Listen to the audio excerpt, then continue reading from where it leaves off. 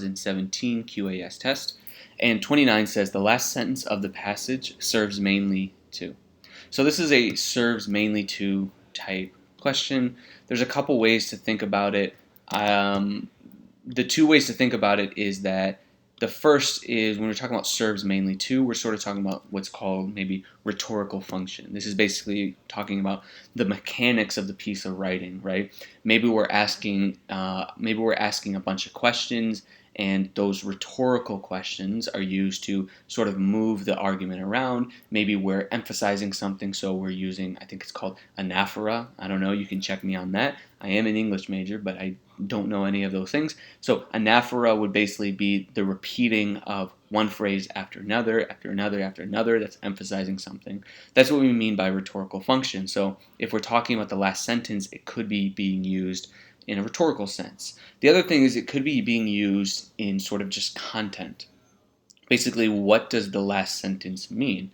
And this is more likely since we're talking about a specific sentence and not an established pattern within the passage.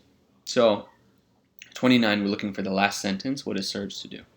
So here's our last sentence, and it says new measurements of Ceres composition by NASA's Dawn mission, for which McCord is a team member, could help pin down its birthplace. So in the context of the passage, we spent the whole time figuring out, where does Ceres come from? Was it an object in the outer solar system that was brought all the way into the inner solar system?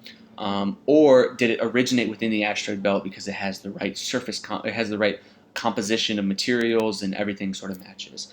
What this sentence is saying is that we are going to get new measurements of Ceres composition by NASA, for which McCord is a team member, and this could help us pin down its birthplace. So we've spent the whole passage starting all the way from the beginning.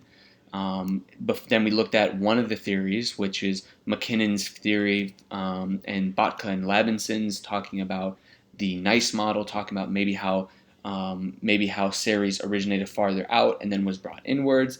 Or it could be that Ceres originated within the asteroid belt. It's a native indigenous object to there.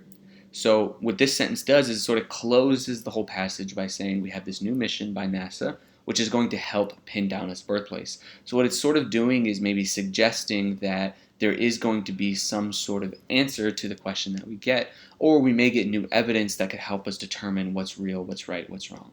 So let's go down to the answer choices.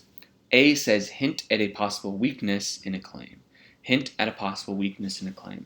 I don't think this is a very strong answer choice because all the sentence is saying is that we're going to get new evidence which may help us to come to a resolution or a conclusion, not that there's a specific weakness in any claim, so we can get rid of A.